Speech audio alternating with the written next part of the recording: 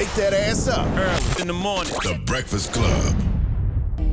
If you ever get a chance to see Erykah Badu perform, definitely go see God. it. I got a chance to see her perform in, was it Jamaica? Yeah, I seen her in Jamaica. Killed it. Absolutely, positively killed I've seen Erykah perform way too many times. Back in the day, they had the Sugar Water Festival. It was Erykah Badu, Jill Scott, Floetry, and Queen Latifah. Because, Jill Scott and Erykah Badu, my wife's, favorite artist. So I didn't see Erykah perform a million times. Okay. All right. Well, let's get in some front page news. Good morning, Morgan. Good morning, DJ Envy, Charlamagne the God, and Jess Hilarious. How y'all doing You say, hey, girl. How y'all doing? Good. All right, so let's get into it, y'all. President Don't get mad at me because you came in here asking and so you spending all morning lotioning up. Just been lotioning for the last 5 minutes. I'm sorry, Morgan. You have been lotioning for like 5 minutes. Shut up, yo. She lotioning them big ass feet and gonna look at me like I'm. My feet ain't big. I wear size 8 and women don't play with me. Anyway, Oh, go no, ahead. what happened? Okay, what happened? Okay, let's get into it. So Trump's first cabinet meeting takes place today, and he will have a special guest to attend, Elon Musk. During the press briefing yesterday, White House Press Secretary Caroline Leavitt reiterated that Musk is serving as a special government employee while running the Department of Government Efficiency. And during the cabinet meeting, he will provide an update on how all the cabinet secretaries are identifying waste and government fraud and abuse. Let's hear more from Press Secretary Leavitt on Elon Musk in the cabinet meeting. And Elon, considering he is working alongside the president and our cabinet secretaries, will be in attendance tomorrow just to talk about DOGE's efforts. So Is this normal, Morgan? Elon Musk is not in the cabinet. Are we just accepting oligarchy in America? To be honest, Charlamagne, like that seems to be the case as of right now. Not so much that it's so much acceptance, but it's a matter of how do we manage this? Right. Yeah. So there has been some confusion about who is actually running DOGE. As we previously mentioned that. Sure, there's some confusion about who's running America. Musk is a special government employee, but the White House did reveal yesterday that Amy Gleason is the acting administrator of DOGE, and ironically enough, she has been on vacation, so I wonder what she did last week. They just started back. How's she been on vacation already? So I'm just, look, y'all don't shoot the messenger. But last week they said somebody else was running DOGE? It was another name they gave. I can't remember the name though. It was a guy. I'm not privy to that, but Amy Gleason is the name that has come out about the acting administrator that is running DOGE. So this comes as 21 civil servants originally working for DOGE have now decided to quit. In a letter to the White House Chief of Staff, the worker said, "We will not use our skills as technologists to compromise core government systems, jeopardize Americans' sensitive data, or dismantle critical public services." The group of the resigning workers said DOGE's actions contradict their stated mission. So the White House, again, is not saying what will happen once Elon Musk reaches his limit for days worked as a special government employee. As a special government employee, you can only work 130 days. So he's officially like 36 days in on this administration. And so when they asked about the limit on Tuesday, White House Press Secretary Leavitt, she said in her own words that we're only about 35 days in, and to ask her again in about 100 days or so. Let's actually run that audio on Leavitt, her comments on DOGE. So the president tasked Elon Musk to oversee the DOGE effort. There are career officials and there are political appointees who are helping run DOGE on a day-to-day basis. There are also individuals who have onboarded as political appointees at every agency across the board to work alongside President Trump's cabinet to find and identify waste, fraud, and abuse. And they are working on that effort every day.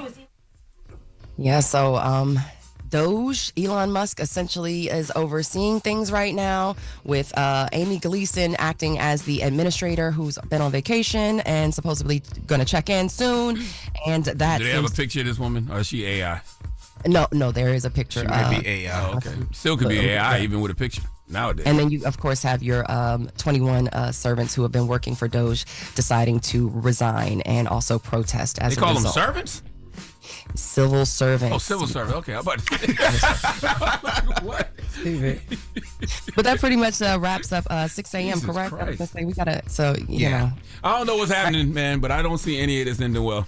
Too many egos, too many cooks in the kitchen, too many people got their hands on the brick, man. Something ain't right. I do have a question I guess we could talk about next hour now. Is President Trump making President Zelensky pay some of this money back? I heard that yesterday on the news that I guess through minerals and things like that. Is that true?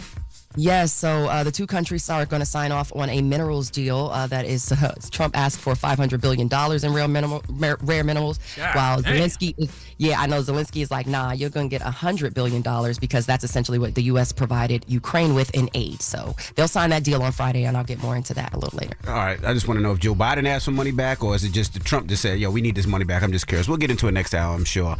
Wake that ass up. Early in the morning. The Breakfast Club.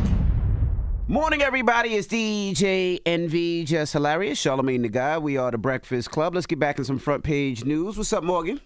Yeah, so last hour we were talking about Ukrainian President Zelensky, and there's a minerals deal that's going on. So Zelensky is reportedly coming to the U.S. after the two countries, that would be us and Ukraine, signed off on the framework for a minerals deal. Now, President Trump was asked about it in the Oval Office on Tuesday. Trump has been pushing for a rare earth minerals deal as a way for Ukraine to pay back the U.S. for the aid that we provided during the war with Russia. Now, Trump called for a $5 billion deal in rare earth minerals, but Zelensky pushed back on the figure, saying the U.S. provided Ukraine with $100 billion in aid. Now, the Kiel Institute for the World Economy put out an independent analysis saying the amount U.S. support committed to Ukraine was about $119.5 billion. So let's hear more from Trump on Zelensky's visit. It's a very big deal. Look, it could be $1 trillion deal, it could be whatever, but it's rare earths and other things. I hear that he's coming on Friday. Certainly, it's okay with me if he'd like to, and he would like to sign it together with me, and I understand that's a big deal. Shouldn't have had this problem because it shouldn't have happened, but it did happen, so we have to straighten it out. But the American taxpayer now is going to get their money back plus. I doubt, to your point, Envy, that the American taxpayer or Biden or anybody relative will see that money back in our pockets. So Zelensky will reportedly come to Washington, D.C. on Friday to sign off on that deal. So more on the administration. Trump is announcing a new pathway to citizenship, very untraditional, but this is for wealthy investors. He announced that the U.S. will sell what's called a gold card, and he spoke more about how the impact will affect those willing to invest. Now, speaking in the Oval Office, Trump said the gold card will be similar to the green card, but at a higher level of sophistication. He said wealthy people will be coming into our country and buying the card. He also said that those who get the gold card will be spending a lot of money, paying a lot of taxes, and employing a lot of people. Let's hear those comments from Trump. We're going to be putting a price on that card of about $5 million, and that's going to give you green card privileges plus. It's going to be a route to citizenship. They'll be wealthy, and they'll be successful, and they'll be spending a lot of money and paying a lot of taxes and employing a lot of people. And we think it's going to be extremely successful. What's the criteria? Can you just pay? Is there a background check? $5 million. Yeah, but is there a background check? Like anybody can do it? What if you got a criminal background from another country, but you got some money? Like, does it matter? You can just pay your way into America? We are post-America now, people. I want y'all to know that. Okay, we are post-Constitution. Nothing matters anymore. What is the rule of law? Trump makes me wonder, did any of these things ever really exist, or did all it take was for someone to come in and say, F all that, I don't care, this is how we doing things now? That's what it seems like. Because nobody's ever done this like this. He just does what he wants to do, how he wants to do it. And we think and people think it's normal. Like they're like, well, it must be normal because the president of the United States of America doing it, and nobody's reacting like it's not normal. So, hey, here it is, $5 million gold cards now. But does this start a precedent where every president after this now? You know what I mean? Does every president after this start the same stuff? Like, all right, well, I'm just going to do this. Forget what the people think. I have no idea. I don't even know if we're going to have another president after this. But I will say this. What happened to when people used to have to marry for a green card? Remember that? Yeah, they threw that out the window a long time ago. I mean, you used to have to marry somebody for a green card? That was thrown out the window a long time ago. Now all you need is $5 million, and you can get a gold card. Rapid. Oh, I'm sure there's people with just $5 million laying around to buy citizenship in America. That's crazy. Pretty much, sheesh, the fact that you can buy. Anyways, I'm gonna move on. So the House has narrowly passed the GOP's budget resolution. The vote was 217 to 215, with Thomas Massie of Kentucky being the only Republican who voted against the bill. A handful of other Republicans expressed concern with the bill's spending cuts and how it will affect social programs like Medicaid, but they still voted for it. Despite its passing the House, the Senate has already opted a different budget resolution focused more on border security and national defense. Now, both chambers will have to agree on one version of the bill in order to move it ahead to the president's desk. And speaking again on the president, the Trump administration, they say they want to shake things up at the White House in the press pool. This impacts journalists, podcasters, people who are, myself, people who want to cover the president.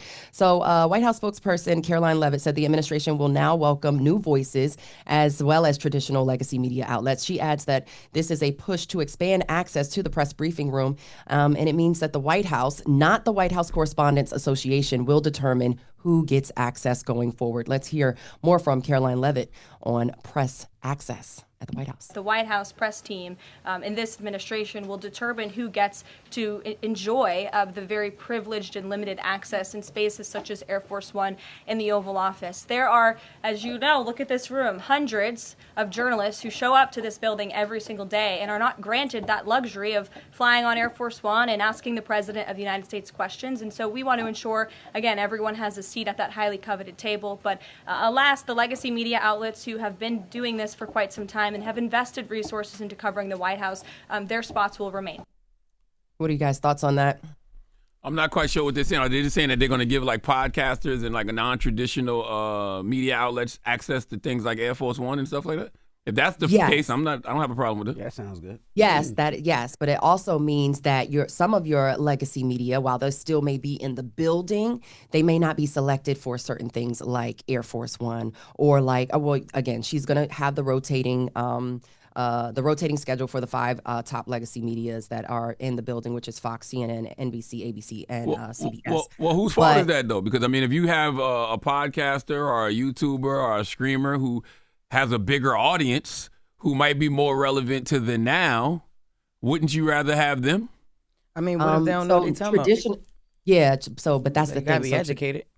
And you have to have this. So, for example, even here in this space, you know, a lot of people get on me like, "Hey, you're supposed to import your opinion about things." It's like, but no, I'm actually just news reporter. I'm here to report the news. I'm not commentary. So podcasters may provide commentary. You know what I'm saying? So this can create. But that's better to me. Yeah, but. It's Okay, better, but it's still, I'm in a Jack. I feel like we still need a you. Like, you know what I'm saying? Because what are we commentating about if we don't know what we talking about? You know, then it's a bunch of misinformation going around and people just sounding stupid. Right, and if you're a fan of the president, you know what I'm saying, that takes away some of the checks and balances of it. You get what I'm saying? So, and it's not a problem. I think that podcasters and bloggers and things of that nature should have access to the White House. The thing is that there should be a checks and balances for journalists who are just there to report on facts. And unfortunately, those who are reporting on the facts are being removed from certain spaces in that building. Or I mean, you're right, but I mean, when if facts mattered in the Trump era? What have these facts done in the Trump era? Like, think about it. Trump has been campaigning since he was president from 2016, campaigned in 2020, became president in 2024. None of these facts have mattered. Yeah, you're right. It's not a matter that it matters. It still don't make sense what you're saying, Charlamagne. Like, we still need some type of facts around some checks and facts. That's like so at this point, I can do front page news. Like, what are we talking about? Yeah, you could. No, I can't, and I won't, and I would sound stupid like you sometimes. I'm not about to be sitting up here doing this. Like, but I guess my point is this: these so-called legacy media outlets have not really challenged the president. They've had all of this access in the press. Remember yesterday I was in here saying, yo, why aren't people asking Donald Trump this particular question? Like, they haven't really challenged the president in a lot of these cases. Then those media and those journalists need to change, but we need to keep pressing facts. We just can't have somebody I ask you another simple question. When the last time you seen a legacy media outlet really challenge President Trump on something? I mean, they ask questions every day, and they ask questions not for Trump, but they ask questions for the American people. So it has nothing to do with whether the president likes it or he does or he doesn't. But I'm saying, it has everything to do with the American people getting a vast set of information and then them deciding what they want to do with said information. You get it from one side. If you ask the president a question and he tells you a blatant lie, where's the pushback? Where's the challenge? I was going to say, well, there are challenges. I asked. I ain't get no answer. I asked who has done it. I ain't get no answer. I'm just saying. I don't have. You know, I'm gonna have to get back to you on that. I'm gonna have to research and get back to you on that. I know that April Ryan has pushed back in terms of questions. I know Ryan. Even Peter Dorsey sometimes at Fox, he has asked some questionable things, which is kind of crazy. Because nobody at Fox is really challenging President Trump, Morgan. Come on now. So is it all about somebody challenging him, or is it just like if he's spewing lies? If he's lying, absolutely. Seemingly, it boils down to those who are challenging him. Again, the White House Correspondents Association is in place so that everybody who is been vetted as a media person, as a journalist, can have that access.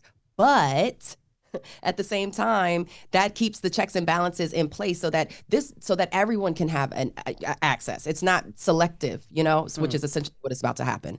So if I don't have all the information, y'all know why. I'm just going to say that. But that's your front page news. I'm Morgan Wood.